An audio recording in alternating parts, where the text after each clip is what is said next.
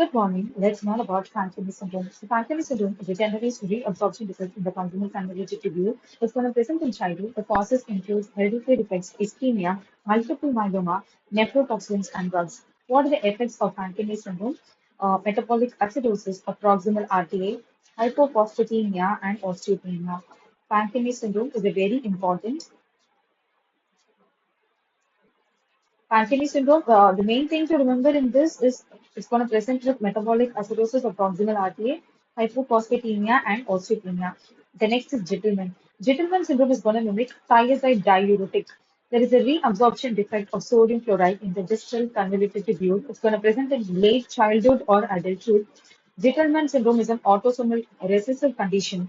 The effects of Gentleman is metabolic alkalosis, severe hypokalemia, severe hypomagnesemia, and hypocalciuria. This hypocalciuria is very important. So why Gentleman syndrome happens is because of loss of function mutation in the thiazide sensitive sodium chloride transporter of the distal convoluted tubule. Bartter syndrome is going to mimic a loop diuretic. There is a reabsorption defect in the thick ascending limb of loop of Henle that's going to affect the sodium potassium 2 chloride co-transporters. It is going to present in childhood. It is an autosomal recessive condition. It's going to present as metabolic alkalosis, hypokalemia. Remember, it's presenting with hypercalciuria and mild hypomagnesemia, hypochloremia. There is easier volume depletion with low to normal BP. In case of Gentleman syndrome, it was the same metabolic alkalosis, but it was severe hypokalemia and severe hypomagnesemia, but it was hypocalciuria.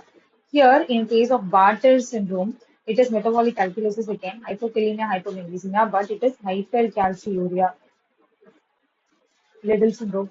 Liddle syndrome happens because of gain of function mutation of ENA channels in the collecting tubule. It's going to present in young patients with hypertension. It is an autosomal dominant condition. It's going to present as metabolic alkalosis, hypokalemia. It mimics mineralocorticoid excess, but the aldosterone levels are low.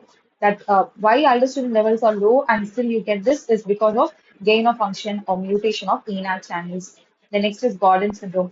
Gordon syndrome is pseudo-hypoaldosteronism.